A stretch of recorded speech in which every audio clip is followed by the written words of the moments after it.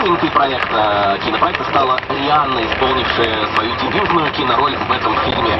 Маша, ты уже чувствуешь, что для тебя все горизонты, все перспективы открыты, можешь взять своих друзей, отправиться смотреть киношку одну из первых. Да, но это только первый идет. Да, я желаю тебе удачи. Напомню, что показ состоится в кинотеатре «Каро» фильм «Баррикады» 17 апреля. Ну а твоя игра состоится, Маша, прямо сейчас. Желаю тебе удачи. Желаю удачи всем, кто сейчас играет в Твиттере. Поехали!